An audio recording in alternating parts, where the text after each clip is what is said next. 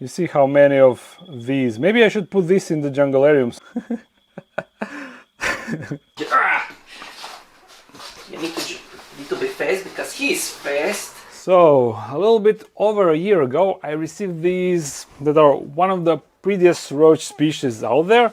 I received them from one of my subscribers, and now it is time to give you an update on them. There has been quite a lot of development, and also I want to rehouse them into a bigger enclosure. So, yeah.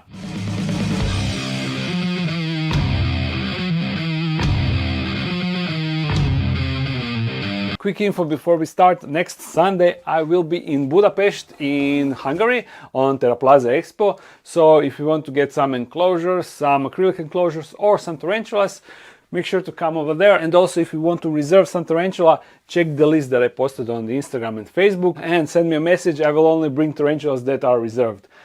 Yeah, and before we start, I have something really cool to show you. Although I'm not 100% certain if I will be able to show you right now, but you know this enclosure, inside of this enclosure I have Petsoteria metallica. I used to have 2 males and 1 female. You can over there see the female's leg, but what is cool, the female produced an egg sac, which is crazy thing. I never thought that there was any sexy time. I'm not sure if you can, come on, focus. I'm not sure if it is visible now. Yeah, but down there, that's an egg sac. Heck yeah! Okay, I don't want to disturb her anymore, but basically the female dropped an egg sac as soon as I got the males outside. So yeah, that's a really cool thing. Honestly, I thought that the female is not mature and it is too small to be paired, but obviously I was wrong, which is a great thing. Hopefully we will have some Metallica babies. That would be really awesome. And I don't plan to pull the egg sac out. I will let the female to open the egg sac and for babies to emerge. That will be one heck of a video, getting them all outside. Anyhow, now let's deal with this. So they're called emerald roaches, or scientific name is, yeah, I'll just write it down. If my memory is correct, if my memory serves me right, I believe I received 9 of them. I received them from a subscriber of mine. Among them there was 1 mature male, 1 mature probably pregnant female, and bunch of nymphs of all sizes and probably both genders. I'm not sure if you can sex a nymph. Anyhow, getting them inside was a bit of a challenge because they can actually climb glass really well, and I believe I recorded a really sweet feeding clip with them during the first night. So let me show you how they are now and what happened during the last year. I'm not really sure if I have clips to show you, but a while ago I spotted babies inside, so that is like the biggest news. Yeah, you see, the babies are no longer that small. Yeah, that's the baby, and here's the other one. And I'm not sure how many more there are, but I remember only spotting 2 babies, and I think that is a bit too low, and that is exactly the number of nymphs that I can see now. I mean the smaller nymphs. I believe these are the nymphs that were small like these back in the day when I get them. They are extremely slow growers, so yeah, that is the reason why. We are going to build a new enclosure and then I will be able to determine how many are inside. You see 2 are here on the glass, and usually always I can spot a couple of them. Oh, here is another baby right here, and I think this could potentially be an adult female or maybe 1 molt away. I'm not really sure.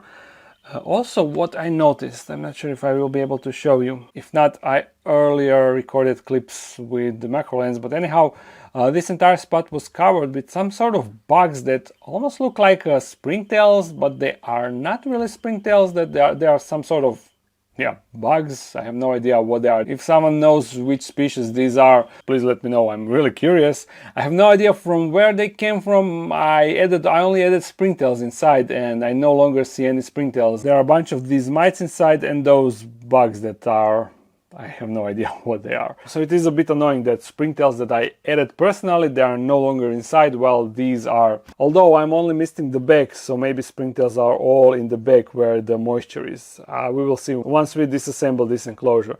And from what I noticed, as I was only keeping this area moist, this area is moist while this area is dry. I can only spot some of the nymphs hanging here, some of the individuals hanging here where it is dry, and some are in the back, as you can see. So I'm not sure if they are actually rotating or some just prefer more moist area while some prefer dry area. I'm not really sure. It is not like I can recognize the individuals. I should maybe put markings on them with marker. So, no, I won't do that. Anyhow, before we start disassembling this enclosure, we need to set up the new enclosure. And before we start to set up this enclosure, I will show you I already set up the background, but we need to do some tweaks on the actual enclosure. You see the background is standard, but I did it the new way with combination of glue for tiles that is then covered with silicone and this potting soil. As down there you can see the remains of glue for tile that is not covered with the silicone, but anyhow the modifications that we need to do. As I already mentioned, they can climb glass really well, and that is a potential problem when you have a combination of tiny babies that can climb glass and you have gaps in between the panels, so we need to sort that. This gap, it is not huge, but the nymphs, when they hatch, they are really small, and I believe they can potentially squeeze through here. So I was thinking, how can I solve this problem? At first I thought that I will need to assemble a new enclosure and that I will need to be super precise to make sure that there are zero gaps present, which is really hard with this system. But then I come to a brilliant idea. In theory, I can fill the gap with silicone, which would be a great thing because silicone adheres to glass, but then that silicone would adhere to the other opposite side of the glass, and the other side is the door, and then I wouldn't be able to open the door. But the silicone does not adhere to the wet surfaces. So then in theory, I can moisten this edge, cover this edge with silicone, squeeze it with this, and in theory the silicone shouldn't adhere to the door, but the gap will be no more. So yeah, I never done this. I have no idea if it will work, but I will I will try it now and we will see if it works. So then if you have the same problem like me, you will be able to solve it with this neat technique. we will see. There is also a gap on the top panel, so we will try with that first. I will clean this surface, apply a bead of silicone. I cannot really see. Oh, no, don't talk. I wanted to say that I don't really see how thick the silicone bead is. Looking from this angle, it seems alright. So I wet this surface. This is the top panel that will go in that slot. It should be like super wet, and then it shouldn't stick. Now I realized that I should have recorded before and after, but I had a gap that was like 2 millimeters wide right here, but now it is covered with silicone. So I think that I can remove this now, as the silicone should be molded to the shape of the panel, but I'm not sure if I leave it like this, will the water eventually evaporate, making silicone adhere to the... Oh, it actually pulled the silicone. You see, it pulled the silicone, even though it was wet. And now it created a big mess. I guess it wasn't wet enough. Yeah, that's the thing is, glass cannot really suck the water inside it, so as soon as I was done with rubbing the water on it, probably created the pockets where it was already dry. So let me clean this. As soon as you need to deal with silicone in any sort of way, it quickly becomes a nightmare. That is why you want to apply it as precise as you can and just leave it be. Okay, let's try it one more time, but this time I will try to be quicker with the panel, or maybe I should... I think I have the solution, you will see. This is now my brilliant plan. By having it vertical, hopefully the water will stay on the edge of the glass panel and therefore do the trick. So let's see. Okay, I have no idea if this worked. And actually, I will just let it cure now, and then I will try to remove it, and if it doesn't work, I will just take a scalpel and cut it. Yeah, that should work like that also. So, time jump, and I'm not really satisfied with the result. I mean, the gap is now closed, as you can see, except this hole, but I think that this won't be crucial. I accidentally took more silicone than I had to. In the end, I was forced to cut with the scalpel some excess silicone because I was not able to close the door, but now I can, and yeah, it should be good. But let's now check this out, because I think that it didn't work out as I wanted. Will I be able to pull it? Nope, just as I thought. I will also cut it, but you must admit, idea was pretty sweet, and it would be a game changer if it worked. Okay, let's see now. Yeah. At least this worked, and yeah, there is no longer a gap here. Now I still need to fix the gap on this side, but I will also do it off camera, so time jump. And okay, I think the best way to explain this would be Not great, not terrible, it will work. You see on the left side also there is no longer a gap, and on the right side, as I already showed you, and on the top side, as I showed you. It kind of looks messy, but in this case it is functional form. So let's add the substrate. And I realized that I didn't even explain why I'm doing this, why I'm moving them into a bigger enclosure, because there is not that many inside and they definitely got more than enough room for them. But as I showed you, some enjoy dry side more while others enjoy moist side more. Maybe that also depends on if they are in a pre-molt or if they are in some stage of life. I'm not really sure if the female is pregnant, if nymphs are really young. I don't really know, but I want to provide them the best from both worlds because these are really cool roaches and I want them to thrive inside. Of course, I have some sphagnum moss that is already moist, you see. Super moist, and I'll put that in this corner. So obviously this will be the moist side while this will be the dry side. Actually the same as in their old enclosure. Some leaf litter for them. Also, I'm not sure if they are munching on decaying leaves or not, but I want to provide them everything. Of course, a cork bark and another cork bark and 2 cork barks here on the dry side. Actually, I will add 2 smaller ones. One in this corner and another one over here. And 1 rock to be like a feeding station. You know, I will put their food right here in the middle so it is close to moist side and dry side. All that we need now is sand for the texture and some springtails. We definitely need some texture over here and over here on front, you see? Just like this. And where are my springtails? Right here. In there go. And there we go, we are ready. The reason why I didn't reuse their old cork barks, as I already showed you, there are some mites and those other bugs inside, and I'm not really sure if I want to have them in their new enclosure, so therefore I will just move the roaches. This will now actually be a fun part. So here is one mature male, and look, you see how many of these. Maybe I should put this in the junglariums so the frogs eat them right after I get this male inside. Okay. Ooh, frogs are munching! I just threw them off the cork bark like this. So unlike in this enclosure in Jugularium, they won't have a free reign because frogs will eat them. And yeah, the first inhabitant is inside, this mature male, you see. Males of course got wings, while females are just look like nymphs but are bigger. Let's take this cork bark. Oh, we have also another mature male and 3 nymphs. Yeah, I'm pretty sure that they are too small to be an adults. So let's get them inside. Go, go, go, go, go. My roach buddies. They are hooking on really good. I don't want to pull them like intensely. There we go. So they are holding on with their tiny legs really, really good. And this one is actually on the back. Need a little help? There we go. And my oh my, just appreciate those colors. So what do we have? 3 nymphs and 2 mature males. This is potentially a mature male and 1 smaller nymph. In they go. There is nymph under the leaf already, and the female went behind this cork bark, you see? Right there. 4 nymphs, 1 female and 2 mature males, and here 2 more smaller nymphs and 2 bigger nymphs. I'll get them on my hand. Okay, this won't be as easy. No! Never mind, first these 2 bigger ones. And now I'm gonna grab the smaller nymphs. Maybe I can navigate this one. There we go, 1. And the second one is in the cork bark. I will need to poke it out. There we go. Tiny baby. Go in.